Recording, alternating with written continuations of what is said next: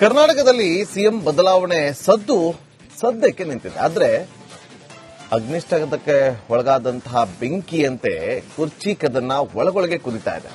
ಈ ನಡುವೆ CM ಡಿಸಿಎಂಗೆ high command ಕೂಡಿ ಬಾಳಿದ್ರೆ ಸ್ವರ್ಗ ಸುಖ ಅನ್ನೋ ನೀತಿ ಪಾಠ ಹೇಳಿದ್ದು ಡಿಕೆ ಬಾಯಲ್ಲಿ ಸಿಎಂ ಮೇಲೆ ಸಹೋದರನ ಅಕ್ಕರೆ ಉಕ್ಕಿ ಬಂದಿದೆ.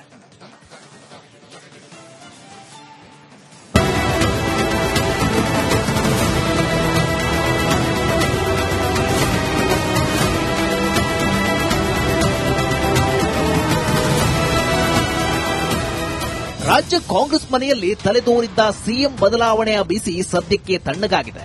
ಇಬ್ಬರು ಮದಗಜಗಳ ಕುರ್ಚಿ ಕಿತ್ತಾಟದಿಂದ ಕಂಪಿಸಿ ಹೋಗಿದ್ದ ಹೈಕಮಾಂಡ್ ಸೋನಿಯಾ ಗಾಂಧಿ ಅವರ ಮಧ್ಯ ಪ್ರವೇಶದಿಂದ ತುಸು ನಿರಳವಾಗಿದೆ. ಒಳ ಏನು ಮಾತುಕತೆಯಾಗಿದೆಯೋ ಹೊರ ಜಗತ್ತಿಗೆ ಗೊತ್ತಿಲ್ಲ. ಸದ್ಯಕ್ಕಂತೂ ಒಟ್ಟಿಗೆ ನಡೆಯುವ ಒಪ್ಪಂದಕ್ಕೆ ಸಿಎಂ ಸಿದ್ದರಾಮಯ್ಯ ಹಾಗೂ ಡಿಸಿಎಂ ಡಿಕೆ ಶಿವಕುಮಾರ್ ಬಂದಿದ್ದು ಕೂಡಿ ಬಾಳಿದ್ರೆ ಸ್ವರ್ಗ ಸುಖ ಅನ್ನೋ ಗಾದೆ ಮಾತಿಗೆ ಜೋತು ಬಿದ್ದಂತಿದೆ.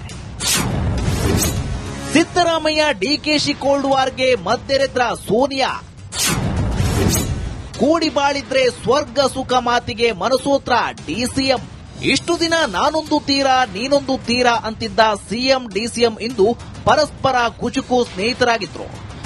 ಕೊತ ಅಂತಿದ್ದ ರಾಜ್ಯ ರಾಜಕೀಯ ದಿಢೀರ್ ಕೂಲ್ ಆಗಿದ್ದು ವಿಧಾನಸೌಧದಲ್ಲಿ ಸಿಎಂ ಡಿಸಿಎಂ ಅವಿನಾಭಾವತೆ ಅನಾವರಣಗೊಂಡಿತ್ತು. ಒಂದೇ ವೇದಿಕೆಯಲ್ಲಿ ಆಪ್ತವಾಗಿ ನಗುನಗುತ್ತಲೇ ಮಾತನಾಡಿದ್ರು.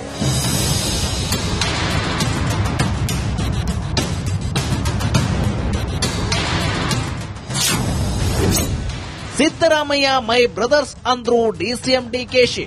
ಕಾರ್ಯಕ್ರಮಕ್ಕೂ ಮುನ್ನ ವಿಧಾನಸೌಧದ ಮುಂಭಾಗ ಮಾತನಾಡಿದ ಉಪಮುಖ್ಯಮಂತ್ರಿ ಡಿಕೆಶಿ, ನಾನು ಮತ್ತು ಸಿದ್ದರಾಮಯ್ಯ ಸಹೋದರರಂತೆ ಇದ್ದೇವೆ, ಒಟ್ಟಿಗೆ ಕೆಲಸ ಮಾಡ್ತೇವೆ ಎಂದು ಹೇಳಿದ್ರು.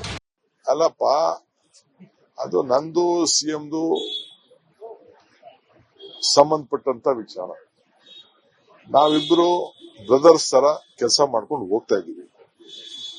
ನನಗೆ ಅವರು ಯಾವಾಗಲೂ ನಾವು ನಿಮ್ಮ ಒತ್ತಡಕ್ಕೆ ನಾವು ಓದೋ ಅಷ್ಟೇ, ನಮ್ಗೇನು ಅವಶ್ಯಕತೆ ಇರಲಿಲ್ಲ. ನಾವ್ ಯಾವ್ದು ನೀವು ಹೇಳ್ತಾ ಇದ್ರಲ್ಲ ಗುಂಪು ಯಾವ ಗುಂಪು ಇಲ್ಲ, ಏನಿಲ್ಲ. ನೀವು ಗುಂಪು ಮಾಡ್ತಾ ಇದ್ದೀರಿ. ಹುಟ್ಟುವಾಗ ಒಬ್ಬನೇ, ಸಾಯುವಾಗಲೂ ನಾನು ಒಬ್ಬನೇ. ಕಾಂಗ್ರೆಸ್ನೊಳಗಿನ ಗುಂಪುಗಾರಿಕೆ ಬಗ್ಗೆ ಮಾರ್ಮಿಕವಾಗಿ ಮಾತನಾಡಿದ ಡಿಕೆಶಿ, ಹುಟ್ಟುವಾಗಲೂ ನಾನು ಒಬ್ಬನೇ, ಸಾಯುವಾಗಲೂ ನಾನು ಒಬ್ಬನೇ ಎಂದು ಹೇಳಿದ್ರು. ನಾನು ಯಾವ ಗುಂಪು ಇಲ್ಲ, ನನ್ನ ಜೊತೆ 140 ಜನ ಇದ್ದಾರೆ. ಅರ್ಥ ಆಯ್ತಾ? ಯಾರು ಹುಟ್ಟುವಾಗ ಒಬ್ಬನೇ ಹುಡ್ತೀವಿ, ಸಾಯುವಾಗ ಒಬ್ಬರೇ ಇರ್ತೀವಿ. ಬಟ್ ಪಾರ್ಟಿ ಅಂತ ಅಂದ್ಮೇಲೆ ಎಲ್ಲರೂ ಒಟ್ಟಿಗೆ ತೆಗೆದುಕೊಂಡು ಹೋಗ್ತೀವಿ. ಸೊ ಅದರಿಂದ ನೀವೇನು ಚಿಂತೆ ಮಾಡಕ್ ಹೋಗಬೇಡಿ. ಸಿದ್ದರಾಮಯ್ಯ ಮತ್ತು ಡಿಕೆಶಿ ಬಹಿರಂಗವಾಗಿ ಸ್ನೇಹದ ಕೈ ಚಾಚಿದ್ದಾರೆ. ಆದರೆ ಹೈಕಮಾಂಡ್ ಅಷ್ಟಕ್ಕೆ ಸುಮ್ಮನೆ ಕುಳಿತಿಲ್ಲ. ಸದ್ಯಕ್ಕೆ ಶಮನಗೊಂಡಿರುವ ಬೆಂಕಿ ಯಾವುದೇ ಸಂದರ್ಭದಲ್ಲಾದರೂ ಭುಗಿಲೇಳಬಹುದು ಎಂಬುದು ಗೊತ್ತಿದೆ. ಅದೇ ಕಾರಣಕ್ಕೆ ಈಗ ಹೊರಹೊಲಿಗೆ ಹಾಕಿದ ನಂತರ ಒಳ ಹೊಲಿಗೆಗಳನ್ನ ಹಾಕಿ ಪಕ್ಷವನ್ನ ಕರ್ನಾಟಕ ನಿಟ್ಟಿನಲ್ಲಿ ಸೇಫ್ ಮಾಡಲು ಮುಂದಾಗಿದೆ. News desk, republic Kannada. ಕರ್ನಾಟಕದಲ್ಲಿ ಸಿಎಂ ಬದಲಾವಣೆ ಸದ್ಯಕ್ಕೆ ನಿಂತಿದೆ. ಆದ್ರೆ ಅಗ್ನಿಷ್ಠಕ್ಕೆ ಒಳಗಾದಂತಹ ಬೆಂಕಿಯಂತೆ ಕುರ್ಚಿ ಕದನ ಒಳಗೊಳಗೆ ಕುದಿತಾ ಇದೆ. ಈ ನಡುವೆ ಸಿಎಂ ಡಿಸಿಎಂಗೆ ಹೈಕಮಾಂಡ್ ಕೂಡಿ ಬಾಳಿದ್ರೆ ಸ್ವರ್ಗ ಸುಖ ಅನ್ನೋ ನೀತಿ ಪಾಠ ಹೇಳಿದ್ದು ಡಿಕೆ ಬಾಯಲ್ಲಿ ಸಿಎಂ ಮೇಲೆ ಸಹೋದರನ ಅಕ್ಕರೆ ಉಕ್ಕಿ ಬಂದಿದೆ.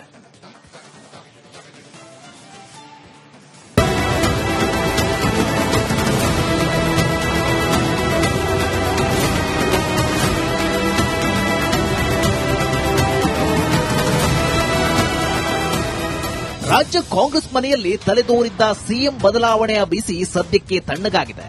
ಇಬ್ಬರು ಮದಗಜಗಳ ಕುರ್ಚಿ ಕಿತ್ತಾಟದಿಂದ ಕಂಪಿಸಿ ಹೋಗಿದ್ದ ಹೈಕಮಾಂಡ್ ಸೋನಿಯಾ ಗಾಂಧಿ ಅವರ ಮಧ್ಯ ಪ್ರವೇಶದಿಂದ ತುಸು ನಿರಳವಾಗಿದೆ. ಒಳ ಏನು ಮಾತುಕತೆಯಾಗಿದೆಯೋ ಹೊರ ಜಗತ್ತಿಗೆ ಗೊತ್ತಿಲ್ಲ. ಸದ್ಯಕ್ಕಂತೂ ಒಟ್ಟಿಗೆ ನಡೆಯುವ ಒಪ್ಪಂದಕ್ಕೆ ಸಿಎಂ ಸಿದ್ದರಾಮಯ್ಯ ಹಾಗೂ ಡಿಸಿಎಂ ಡಿಕೆ ಶಿವಕುಮಾರ್ ಬಂದಿದ್ದು ಕೂಡಿ ಬಾಳಿದ್ರೆ ಸ್ವರ್ಗ ಸುಖ ಅನ್ನೋ ಗಾದೆ ಮಾತಿಗೆ ಜೋತು ಬಿದ್ದಂತಿದೆ. ಸಿದ್ದರಾಮಯ್ಯ ಡಿಕೆಶಿ ಕೋಲ್ಡ್ ವಾರ್ಗೆ ಮದ್ದೆರೆದ್ರ ಸೋನಿಯಾ, ಕೂಡಿ ಬಾಳಿದ್ರೆ ಸ್ವರ್ಗ ಸುಖ ಮಾತಿಗೆ ಮನಸೋತ್ರ ಡಿಸಿಎಂ. ಇಷ್ಟು ದಿನ ನಾನೊಂದು ತೀರ ನೀನೊಂದು ತೀರ ಅಂತಿದ್ದ ಸಿಎಂ ಡಿಸಿಎಂ ಇಂದು ಪರಸ್ಪರ ಕುಚುಕು ಸ್ನೇಹಿತರಾಗಿದ್ರು. ಕೊತ ಅಂತಿದ್ದ ರಾಜ್ಯ ರಾಜಕೀಯ ದಿಢೀರ್ ಕೂಲ್ ಆಗಿದ್ದು ವಿಧಾನಸೌಧದಲ್ಲಿ ಸಿಎಂ ಡಿಸಿಎಂ ಅವಿನಾಭಾವತೆ ಅನಾವರಣಗೊಂಡಿತ್ತು. ಒಂದೇ ವೇದಿಕೆಯಲ್ಲಿ ಆಪ್ತವಾಗಿ ನಗುತ್ತಲೇ ಮಾತನಾಡಿದ್ರು.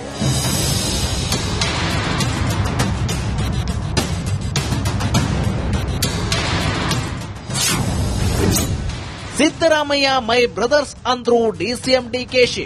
ಕಾರ್ಯಕ್ರಮಕ್ಕೂ ಮುನ್ನ ವಿಧಾನಸೌಧದ ಮುಂಭಾಗ ಮಾತನಾಡಿದ ಉಪಮುಖ್ಯಮಂತ್ರಿ ಡಿಕೆಶಿ, ನಾನು ಮತ್ತು ಸಿದ್ದರಾಮಯ್ಯ ಸಹೋದರರಂತೆ ಇದ್ದೇವೆ, ಒಟ್ಟಿಗೆ ಕೆಲಸ ಮಾಡ್ತೇವೆ ಎಂದು ಹೇಳಿದ್ರು. ಅಲ್ಲಪ್ಪ, ಅದು ನಂದು ಸಿಎಂದು ಸಂಬಂಧಪಟ್ಟಂತ ವಿಚಾರ.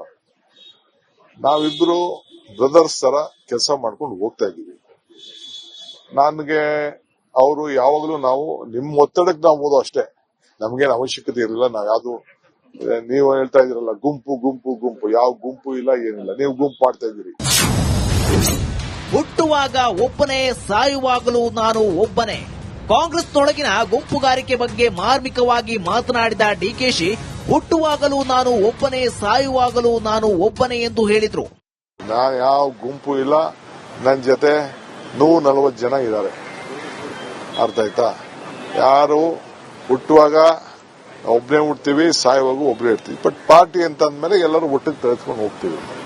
ಸೊ ಅದರಿಂದ ನೀವೇನು ಚಿಂತೆ ಮಾಡಕ್ ಹೋಗಬೇಡಿ. ಸಿದ್ದರಾಮಯ್ಯ ಮತ್ತು ಡಿಕೆಶಿ ಬಹಿರಂಗವಾಗಿ ಸ್ನೇಹದ ಕೈ ಚಾಚಿದ್ದಾರೆ. ಆದರೆ ಹೈಕಮಾಂಡ್ ಅಷ್ಟಕ್ಕೆ ಸುಮ್ಮನೆ ಕುಳಿತಿಲ್ಲ. ಸದ್ಯಕ್ಕೆ ಶಮನಗೊಂಡಿರುವ ಬೆಂಕಿ ಯಾವುದೇ ಸಂದರ್ಭದಲ್ಲಾದರೂ ಭುಗಿಲೇಳಬಹುದು ಎಂಬುದು ಗೊತ್ತಿದೆ. ಅದೇ ಕಾರಣಕ್ಕೆ ಈಗ ಹೊರಹೊಲಿಗೆ ಹಾಕಿದ ನಂತರ ಒಳ ಹೊಲಿಗೆಗಳನ್ನ ಹಾಕಿ ಪಕ್ಷವನ್ನ ಕರ್ನಾಟಕ ನಿಟ್ಟಿನಲ್ಲಿ ಸೇಫ್ ಮಾಡಲು ಮುಂದಾಗಿದೆ. News desk, republic Kannada.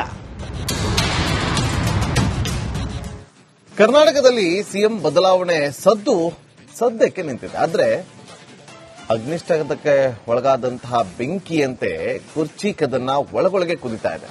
ಈ ನಡುವೆ ಸಿಎಂ ಡಿಸಿಎಂಗೆ ಹೈಕಮಾಂಡ್ ಕೂಡಿ ಬಾಳಿದ್ರೆ ಸ್ವರ್ಗ ಸುಖ ಅನ್ನೋ ನೀತಿ ಪಾಠ ಹೇಳಿದ್ದು ಡಿಕೆ ಬಾಯಲ್ಲಿ ಸಿಎಂ ಮೇಲೆ ಸಹೋದರನ ಅಕ್ಕರೆ ಉಕ್ಕಿ ಬಂದಿದೆ.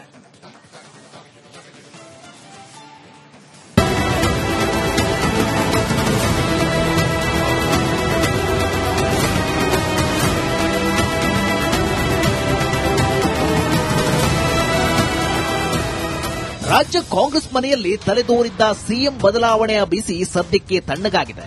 ಇಬ್ಬರು ಮತಗಜಗಳ ಕುರ್ಚಿ ಕಿತ್ತಾಟದಿಂದ ಕಂಪಿಸಿ ಹೋಗಿದ್ದ ಹೈಕಮಾಂಡ್ ಸೋನಿಯಾ ಗಾಂಧಿ ಅವರ ಮಧ್ಯ ಪ್ರವೇಶದಿಂದ ತುಸು ನಿರಳವಾಗಿದೆ. ಒಳ ಏನು ಮಾತುಕತೆಯಾಗಿದೆಯೋ ಹೊರ ಜಗತ್ತಿಗೆ ಗೊತ್ತಿಲ್ಲ. ಸದ್ಯಕ್ಕಂತೂ ಒಟ್ಟಿಗೆ ನಡೆಯುವ ಒಪ್ಪಂದಕ್ಕೆ ಸಿಎಂ ಸಿದ್ದರಾಮಯ್ಯ ಹಾಗೂ ಡಿಸಿಎಂ ಡಿಕೆ ಶಿವಕುಮಾರ್ ಬಂದಿದ್ದು ಕೂಡಿ ಬಾಳಿದ್ರೆ ಸ್ವರ್ಗ ಸುಖ ಅನ್ನೋ ಗಾದೆ ಮಾತಿಗೆ ಜೋತು ಬಿದ್ದಂತಿದೆ. ಸಿದ್ದರಾಮಯ್ಯ ಡಿಕೆಶಿ ಕೋಲ್ಡ್ ವಾರ್ಗೆ ಮದ್ದೆರೆದ್ರ ಸೋನಿಯಾ. ಕೂಡಿ ಬಾಳಿದ್ರೆ ಸ್ವರ್ಗ ಸುಖ ಮಾತಿಗೆ ಮನಸೋತ್ರ ಡಿಸಿಎಂ. ಇಷ್ಟು ದಿನ ನಾನೊಂದು ತೀರ ನೀನೊಂದು ತೀರ ಅಂತಿದ್ದ ಸಿಎಂ ಡಿಸಿಎಂ ಇಂದು ಪರಸ್ಪರ ಕುಚುಕು ಸ್ನೇಹಿತರಾಗಿದ್ರು. ಕೊತ ಅಂತಿದ್ದ ರಾಜ್ಯ ರಾಜಕೀಯ ದಿಢೀರ್ ಕೂಲ್ ಆಗಿದ್ದು ವಿಧಾನಸೌಧದಲ್ಲಿ ಸಿಎಂ ಡಿಸಿಎಂ ಅವಿನಾಭಾವತೆ ಅನಾವರಣಗೊಂಡಿತ್ತು. ಒಂದೇ ವೇದಿಕೆಯಲ್ಲಿ ಆಪ್ತವಾಗಿ ನಗುತ್ತಲೇ ಮಾತನಾಡಿದ್ರು.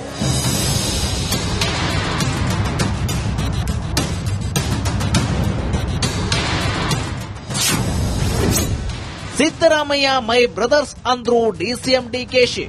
ಕಾರ್ಯಕ್ರಮಕ್ಕೂ ಮುನ್ನ ವಿಧಾನಸೌಧದ ಮುಂಭಾಗ ಮಾತನಾಡಿದ ಉಪಮುಖ್ಯಮಂತ್ರಿ ಡಿಕೆಶಿ, ನಾನು ಮತ್ತು ಸಿದ್ದರಾಮಯ್ಯ ಸಹೋದರರಂತೆ ಇದ್ದೇವೆ, ಒಟ್ಟಿಗೆ ಕೆಲಸ ಮಾಡ್ತೇವೆ ಎಂದು ಹೇಳಿದ್ರು.